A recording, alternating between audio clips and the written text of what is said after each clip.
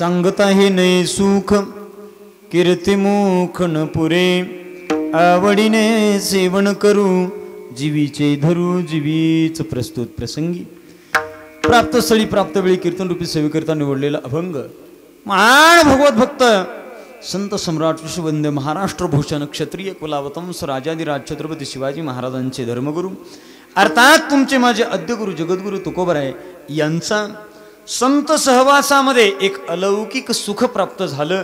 त्या सुखाची अनिर्वचनीयता महाराज शब्दाच्या द्वारे ते सुख प्रतिपादन करता येत नाही असा अभंगाचा भाव आहे. विठ्ठल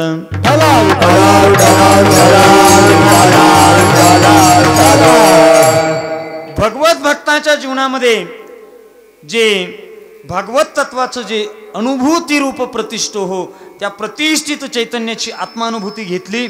जीव जीव रूपानं सांगायला शिल्लक उरला नाही, देव देव रूपानं सांगायला शिल्लक उरला नाही. आणि त्या जीवशिवाचं अर्थात देवाचं आणि जीवाचं आणि परमात्म्याचं जे मिलन झालेलं आहे ते मिलन झाल्यानंतर जे नेमकं काय झालं हे तुकोबरायांना शब्दाच्या द्वारे प्रतिपादन करता येत नाही. तिथं महाराजांची अनिर्वचनीयता स्तब्ध होते. महाराज म्हणतात हे सुख सांगता नये. कुठं? संतांच्या संगतीतलं सांगता हे नये सुख. काय कारण? कीर्तिमुख न पुरे. माझ्या मुखानं ती कीर्ती वाखाणण्याजोगी नाही, सांगताच येत नाही. महाराज मग काय केलं तुम्ही? काही नाही, फक्त आवडीने सेवन करू. मी फक्त संतांची सेवा आवडीने केली आणि संतांनी जो मार्ग दाखवलेला आहे त्या मार्गाचं मार्गाक्रमण माझ्या जीवनामध्ये होत गेलं. ठीक आहे महाराज, मग त्या संतांना काय उपमा, या लाभाला काय उपमा? ती म्हणले कशासारखी द्यायची? पुन्हा अंतकरणामध्ये प्रश्न निर्माण झाला. उपमा या देता लाभा काशा शोभा सारी की कशाच्या शोभेसारखी त्याची उपमा द्यावी. महाराजांचं मन थोडं संभ्रमित झालं आणि शेवटी अंतकरण प्रफुल्लित केलं. महाराज म्हणतात एकच करू आपण, उगयाची माथा ठेवी चरणी हेची भले फक्त संतांची तुका मनी नुचली डोई आणि ठेविले पायी संतांचे पाय माझ्या डोक्यावरती ठेवून मी अहोरात्र परमात्म सुखाचा अनुभव आनंद घेतला. ते सुख शब्दामध्ये सांगता येत नाही असा अभंगाचा प्रतिपाद्य विषय. विठाल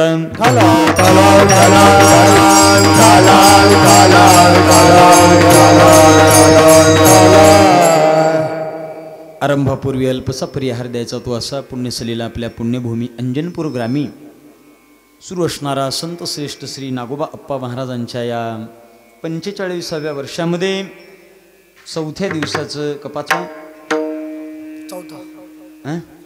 चौथा दिवस, बरोबर आहे की नाही? 45 वर्षातला हा चौथा दिवस आहे आणि चौथ्या दिवसाची हरिकीर्तनाची सेवा मजकडे क्रमप्राप्त आहे. समस्त ग्रामस्थ भजनी मंडळ अंजनपूर गेल्या मागच्या काही अनेक वर्षापासून गॅप पडला होता, बरोबर आहे ना? 5-6 वर्षापूर्वी मी येऊन गेलो होतो आणि पुन्हा या गावाच्या कडेने भरपूरदा येऊन गेलो, इकडं तिकडं. मग तुम्ही म्हणता मग तिकडून कडणी गेला, मधी का आला नाही? मी काय पेप्सीवाला आहे होय? नाही, बऱ्याच वर्षांनी पुन्हा हा येण्याचा सुयोग आहे अंजनपूरमध्ये. आपल्या या संत श्रेष्ठ अप्पा महाराजांच्या 45व्या पुण्यस्मरणाच्या निमित्ताने. कारण अपोव्यापी इथे पुण्यात्मा पुण्याय पापाय परपीडनम. ज्याच्या जीवनामध्ये पुण्याचा संचय असतो ना त्या पुण्यात्म्याची पुण्यतिथी जवळजवळ उत्सवाकडून महोत्सवाकडे निघालेलं हे वर्ष आहे, बरोबर आहे का नाही?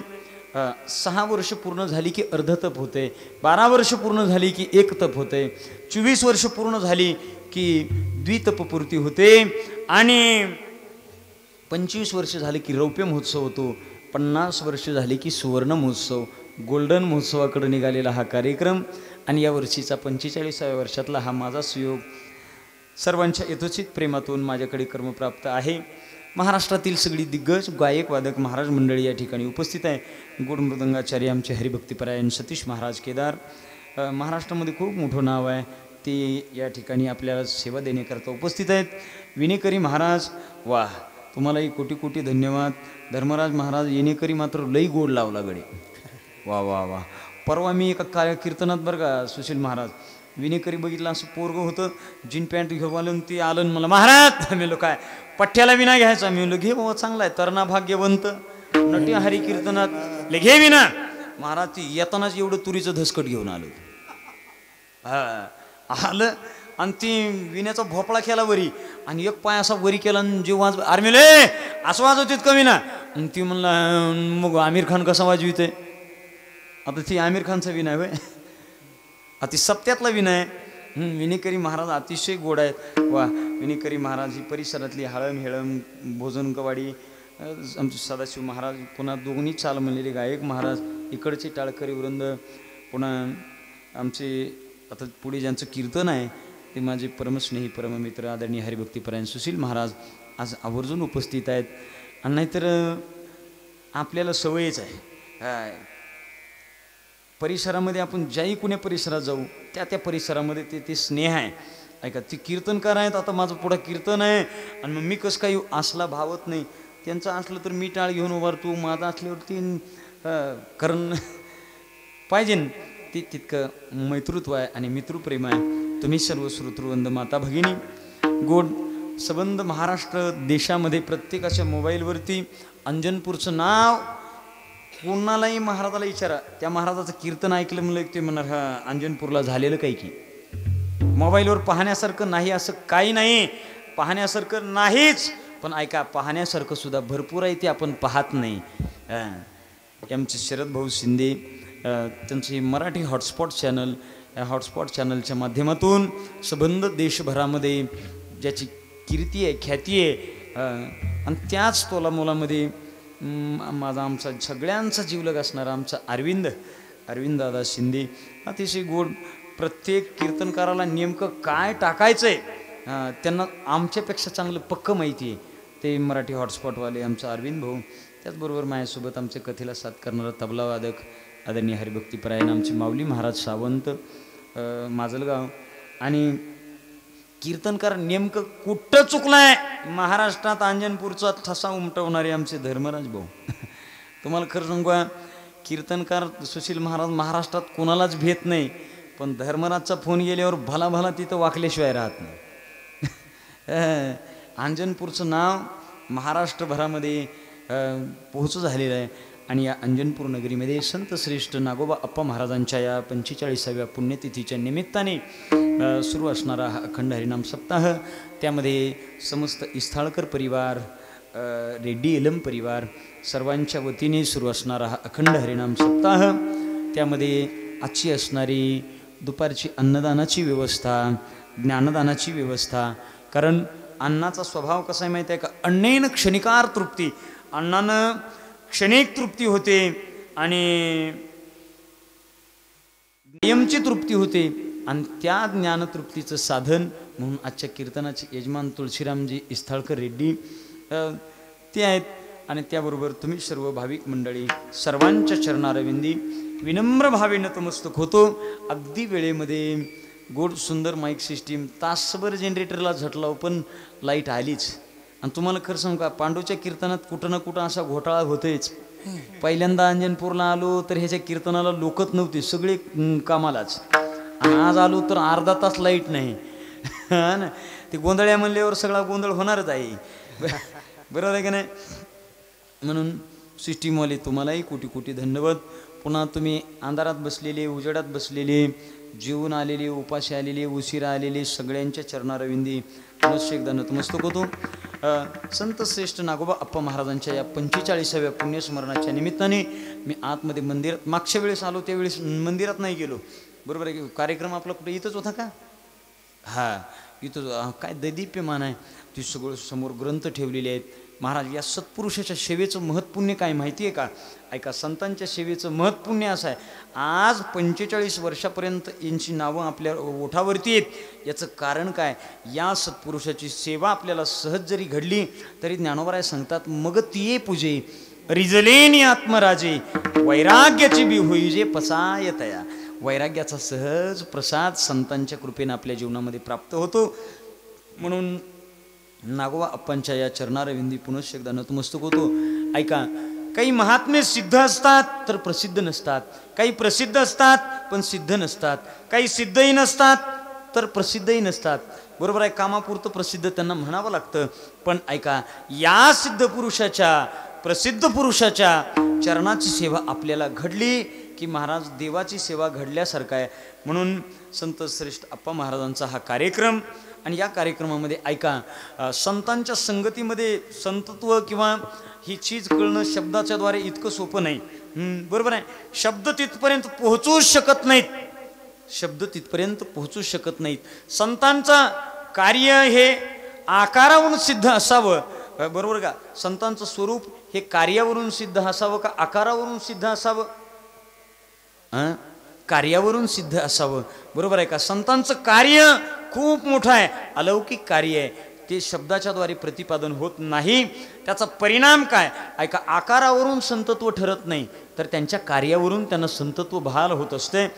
तुम्ही सकाळी उठल्या उठल्या 6:56 15 सेकंदांनी सूर्यनारायण भगवान उगवतात. बरोबर आहे का नाही? सूर्यनारायण भगवान तेवढ्या वेळेमध्ये करेक्ट उगवतात. उगवल्याबरोबर त्याचा विचार करा, ते दिसायला कितका आहे? सूर्य दिसायला कितका आहे?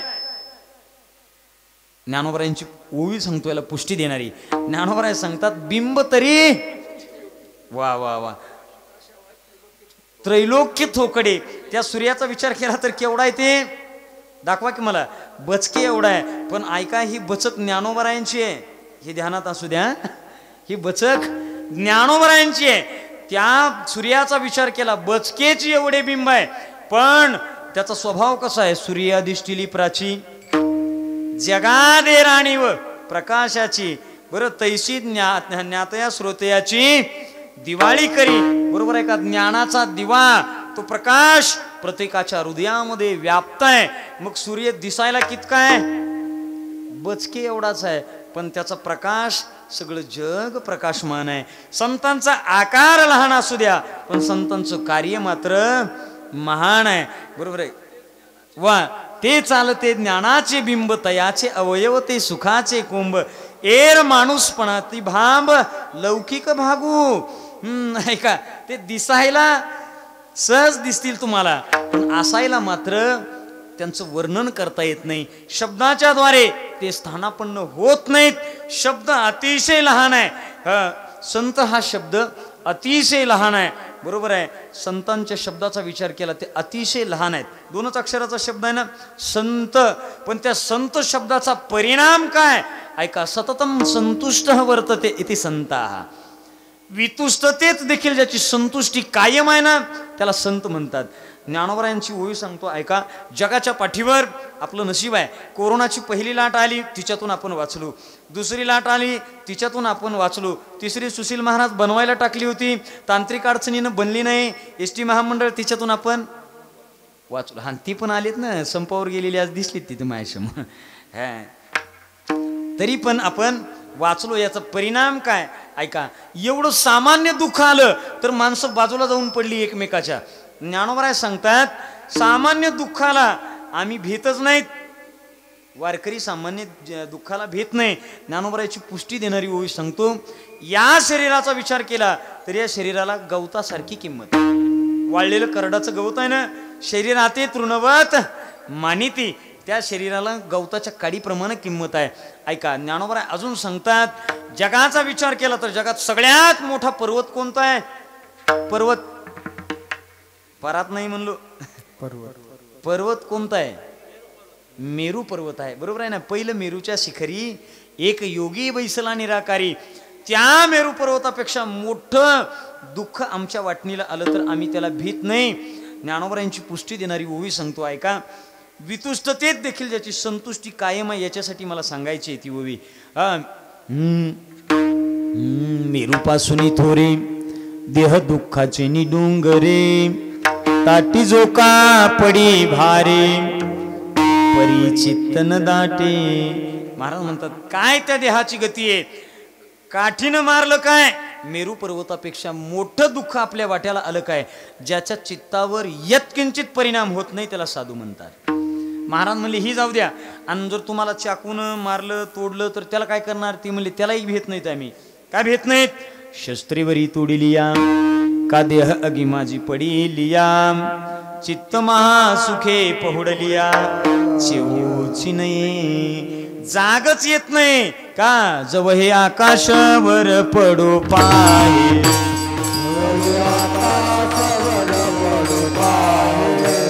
ब्रह्मगोळ भंगा जाय वडमानळ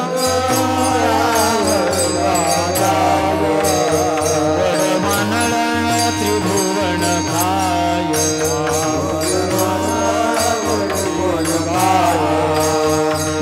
तुझीच वास पाहि गा विठोबा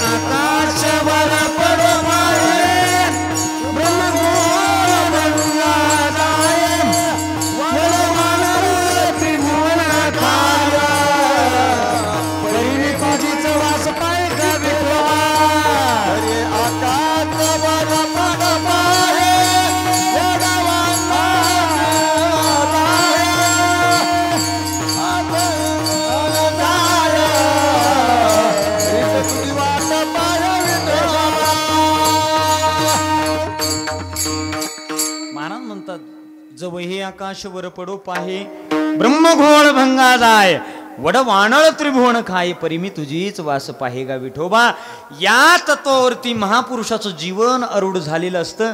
त्याच्यामुळे जगाच्या या उपद्रवामध्ये ते अडकत नाहीत. म्हणून न अडकल्याचा परिणाम आज 45 वर्षे आपल्या हृदयावरती राज्य त्यांनी केलंय. बरोबर आहे का नाही. आजही ते तुमच्या माझ्या स्वरूपानं या ठिकाणी स्थित आहेत. याचं कारण काय. या जगाच्या दुःखांकित भांडवलामध्ये संत जीवन अडकूच शकत नाही. कारण काय असते उदासीन वदासीन मसक्तम ते शुकर्मसु कुठल्याच कर्मामध्ये न आसक्त राहतात त्याला संत म्हणतात. बरोबर आहे का नाही. आणि त्या संतत्वाची भूमिका शब्दाच्या द्वारे स्पष्टच करता येत नाही. जीवाचं आणि देवाचं ऐक्य झालेलं आहे. आणि संत हा शब्द छोटा असला तरी ऐक्य झाल्यानंतर पुन्हा त्याला काही व्यापकता निर्माण होते. बरोबर आहे ना. ते व्यापक होतं आणि ते व्यापक तत्व पुन्हा एकदा समाजामध्ये विलीन नाही होत का. परमात्म स्वरूपाचा जीवात्म्याचा आणि परमात्म्याचा आनंद एकदा आनंद एव बहुवह ही आनंदाची स्थिती निर्माण झाली की जगाचा दुःखाचा पसारा मोकळा केलेला असतो. म्हणून ते दिसायला जरी आकारानं लहान असले पण कार्यानं मात्र महान आहेत. आणि ऐका शब्द आकारानं लहान आहेत पण त्याची व्याप्ती किती मोठी आहे. शब्दाची व्याप्ती किती मोठी आहे पहा. स्वानंद सुखनिवासी सद्गुरू श्री जोग महाराजांच्या चरित्रामध्ये गोड एक चरित्र आहे. मारुती ठोंबरे नावाचे एक तमासगीर होते. कोण होते. तमासगीर मारुतराव ठोंबरे. ते माऊली ज्ञानोबरायांच्या दर्शनाला आले. म्हणून पूर्वी काळी जे तमासगीर सुद्धा ज्ञानोबरायांच्या ती सात्विक होते हो. तमासगीर सुद्धा सात्विक होते. ज्ञानोबरायांच्या दर्शनाला आले आणि ज्ञानोबरायांच्या दर्शनाला आल्यानंतर नतमस्तक झाले. समाधीवरती नतमस्तक झाल्यानंतर तिथं आळंदीमध्ये सांगितलं कुणीतरी इथं जोग महाराज म्हणून कुणीतरी राहत आहे. चालता चालता आलात तर तुम्ही त्यांचंही दर्शन करून जा. त्यावेळी महाराज तिथंच बाजूला थांबलेले आणि त्यांच्या दर्शनाकरता तिथं ते आले. आणि मारुती ठोंबरे नावाच्या व्यक्तीनं सद्गुरू जोग महाराजांचं दर्शन घेतलं. आणि दर्शन घेतल्याबरोबर महाराजांच्या मुखातून सहज शब्द बाहेर पडले. काय काय बुवा. त्यानं इकडं इकडं इकडं इकडं पाहिलं. इकडं कोण नाही इकडं कोण नाही मागं कोण नाही पुढे कोण नाही. म्हणजे हे महाराज बुवा कुणाला म्हणले असतील बुवा. बघितलं न राहता त्यांनी विचारलं महाराज बुवा कुणाला म्हणालात. ते म्हणले तुम्हाला म्हणालो. ती म्हणली मी काय बुवा आहे काय. बघा ती म्हणली मी बुवा. बुवा नसताना जर एखाद्याला आपण बुवा म्हणणं हे कुणाला कळत होतं बुवा मी नाही म्हणून. कुणाला कळलं होतं. तमासगिराला. ती म्हणलं मी बुवा नाही. मग त्याचं आकर्षण वाटायची काय गरज आहे. ती म्हणली महाराज मी बुवा नाही हो. मी तर तमाशा करणारा तमासगीर आहे. मला कसं काय बुवा म्हणता. नाही नाही तुम्ही बुवाच. नाही नाही तुम्ही बुवाच. महाराज ती तमासगीर म्हणला मी बुवा नाही मी बुवा नाही. ती नाही म्हणायचं हे महाराज बुवा आहे म्हणायचे. ती म्हणला महाराज बरं मग आता तुम्ही म्हणता ना बुवा, तर बरं बुवा तर बुवा, मग काय करू? काय नाही म्हणले, तुमचा माफीनामा लिहा, ज्ञानोबरायांच्या संजीवन समाधीवरती तो कागद ठेवा आणि तो कागद माऊली ज्ञानोबरायांना म्हणा, आता झाले ते होऊ द्या, आता माफी असावी. त्या समाधीवर तो कागद ठेवला, नतमस्तक झाले आणि नतमस्तक झाल्यानंतर बाजूला सोबत 2 अंगवस्त्र आणल्या होत्या. त्यांना सांगितलं, आता तुम्ही माझ्यासोबत यायचं नाही, जाईवो तू माते न करी सायास, आम्ही विष्णुदास तैसे न हो. ऐका, त्या दोघींनाही सांगितलं आणि तिथून पुढचं सगळं जीवन ज्ञानोबरायांच्या चरणी नाना समर्पित केलं. आणि त्या समर्पित झाल्याचा परिणाम कितीतरी आजान वृक्षाखाली ज्ञानोबरायांच्या ज्ञानेश्वरीची पारायण केली. ऐका, जोग महाराजांच्या मुखातून निघालेला शब्द बुवा किती अक्षर आहेत? 2च अक्षर आहेत, बरोबर आहे का नाही? त्या 2च अक्षराचा परिणाम ऐका, त्या मारुती ठोंबरे आणि मारुती महाराज गुरव दोघांनी महाराजांना वारकरी शिक्षण संस्थेची निर्मिती करायला लावली, असं त्यांचं चरित्र आहे. वारकरी शिक्षण संस्थेची निर्मिती ह्या 2 माणसांनी करायला लावली होती. महाराज काय म्हणले होते? फक्त बुवा. ऐका, ते फक्त हा शब्द कोणाच्या मुखातला आहे माहिती आहे का? हां, नाहीतर मी आता व्याख्यान चालू झाल्यापासून 10-20 वेळा बुवा बुवा बुवा म्हणलो होतो. ते पांड्याच्या मुखातला शब्द नाही, जोग महाराजाच्या मुखातला आहे. हां, जोग महाराजांनी म्हणावं लागतं बुवा, आणि त्यांनी बुवा म्हणल्याचा परिणाम काय? ऐका, वारकरी शिक्षण संस्थेची निर्मिती आहे. शब्दाची व्याप्ती तेने पाडे अनुभवावी. ऐका, शब्द विचार करायला गेला तर लहानच आहे, पण त्या शब्दामध्ये ते सांगता येत नाही. सांगता न येण्याचं कारण ऐका, मी त्याला तुम्हाला तत्वज्ञानातली 1 कोटी सांगतो. सांगता न येण्याची 3 कारणं मी तुम्हाला सांगतो. पहिलं कारण आहे माहीत नसणं. पहिलं कारण काय? सांगायला गेलं तर माहीतच नाही, माहीत नसल्यामुळं सांगता येत नाही, हे पहिलं कारण आहे. दुसरं कारण ऐका, दुसरं कारण असं आहे की त्या क्षेत्रातल्या शब्दाचं दारिद्र्य म्हणून सांगता येत नाही. आणि तिसरं कारण असं आहे, सांगण्यासारखं नसते म्हणून सांगता येत नाही. आता हे 3 निकष आपल्या डोळ्यासमोर ध्यानात ठेवा. पहिलं कारण काय? बोला पटकन, पहिलं कारण काय? चलू घरला मी. अहो, तुम्ही 24 कॅरेट आहोत म्हणून मी ही भांडवल काढलंय ना. आपल्याकडे बगलीन भंगार बी लय आहे. पहिलं कारण काय? माहीत नसणं. वा, 10 लाख जीत गया. काय तुम्हाला द्यायचे की मला घ्यायचे? माहीत नसणं. दुसरं कारण काय? त्या क्षेत्रातल्या शब्दाचं दारिद्र्य. आणि तिसरं कारण काय? सांगण्यासारखं नसते म्हणून सांगता येत नाही. ऐका, आता हे 3 निकष मी तुम्हाला प्रमाणबद्ध देऊन सांगतो. पहिलं कारण आहे माहीतच नाही ना. एका गावात गुरुजींचा सत्कार झाला आणि गुरुजीचा सत्कार झाल्यावर ती म्हणली, मग आता सत्काराच्या समारंभाला कुणीतरी बोलणारा माणूस लागते ना, बोलणारा माणूस लागते. ती म्हणली, आमक्याला बोलवा. मग ती चंदुनाना लय भारी बोलतेत म्हणली, त्यांना बोलवा. बरोबर का? भारी बोलतेत म्हणली, त्यांना बोलवा. ठीक आहे, त्याच्याकडे गेली ती गावकरी मंडळी. नाना चला म्हणले, तुम्ही खूप सुंदर बोलता, चला. ती म्हणले, बुवा आपल्याला उभारून येत नाही. म्हणलं, मी तर बसून बोलतो. हां, बसून बोलतो, उभारणं आपलं धाडस नाही. नाही नाही, मला बसून बोलतायत. ती म्हणले, चला काय 1-2 गोष्टी बोलून घ्या. सत्काराला आणलं, हातात माईक दिला आणि त्यांनी सुरुवात केली. आता ज्यांचा सत्कार केला ते 5 मिनिट गप्पच, आणि 5 मिनिटांना शब्द उच्चारला. आपल्या सर्वांचे लाडके सत्कार मूर्ती हेच आणि त्याच्या पडी 10:30 वाजल्या तरी त्याचं भाषणच सरकं ना. ती मला काय सांगायचं, गुरुजीच्या बाबतीत मला माहीतच नाही तर सांगायचं काय? सांगताच येत नाही. सांगता येत नाही. कशामुळं? माहीत नसणं पहिलं कारण आहे. बरोबर आहे ना. आता दुसरं कारण आहे का? त्या क्षेत्रातल्या शब्दाचं दारिद्र्य म्हणून सांगता येत नाही. आता जुन्या पूर्वीच्या काळामध्ये तशी काही पद्धत नव्हती. आता हल्लीच्या काळामध्ये कीर्तनकाराचे आभार मानण्याची पद्धत आहे. बरोबर आहे का? ऐका, कीर्तनकाराचे आभार मानावे किंवा न मानावे या मतामध्ये मला पडायचं नाही, पण कीर्तनकार हा देवाचा सेवक आहे आणि त्यानं त्याची येऊन सेवा केलेली आहे, त्याचा आभार मानायची काय गरज आहे? उगं रांगत गेला आणि सांगत आला. बरं जाऊ द्या, आला तर आला काय, फुकट आला काय? होय धर्मराज महाराज, किती त्रास आहे तुम्हालाच माहिती आहे. फुकट आला काय, त्यात काय आभार मानायचे?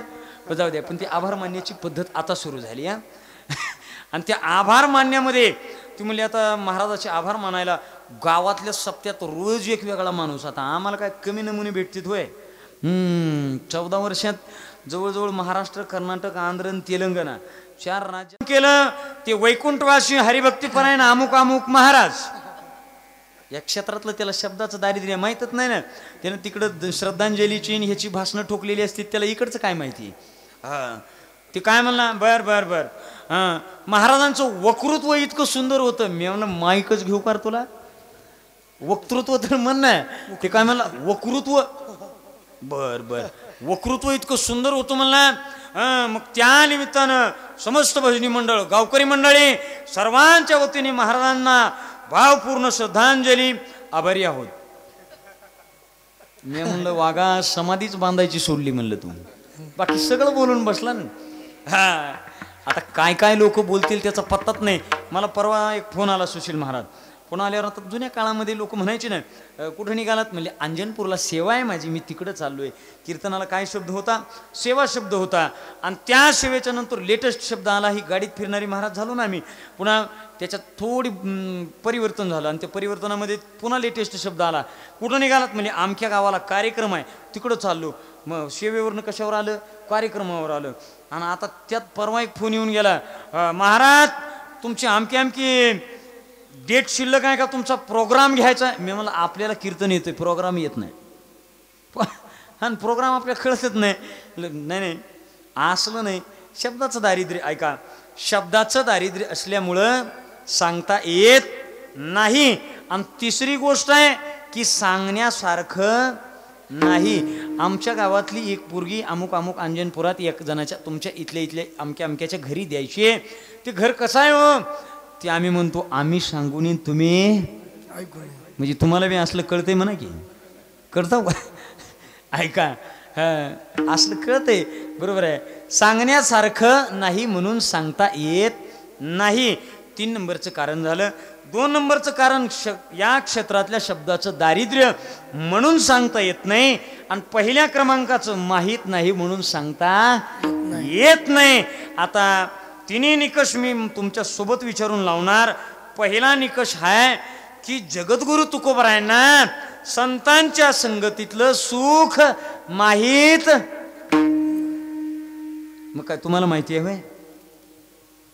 उलट तुकोबरायांनी सांगितलं ना, सुखया संत समागमे, सुखया संत समागमे, सुखया संत समागमे, सुखया संत समागमे. नित्य गुणावे तुझिया नामे, नित्य गुणावे तुझिया नामे, नित्य गुणावे तुझिया नामे, नित्य गुणावे तुझिया नामे. दहन होती सकळ करणे, दहन होती सकळ करणे, दहन होती सकळ करणे, दहन होती सकळ करणे. सर्व काळ प्रेमे डुलत सोम,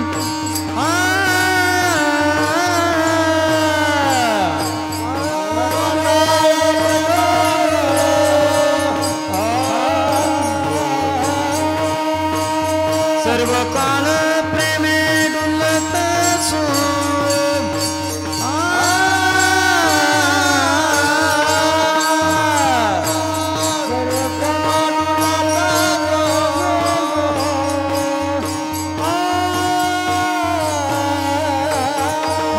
काही नाही चिंता मनोनी, काही नाही चिंता मनोनी, काही नाही मनोनी, काही नाही चिंता, काही नाही चिंता मनोनी, काही नाही मनोनी, काही नाही चिंता मनोनी, काही नाही.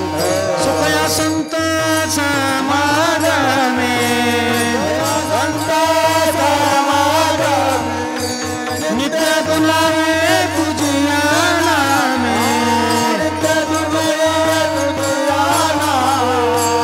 धन होती सकळ करणे, धन होती सकळ करणे. सर्व काळ प्रेमे डुलत सो,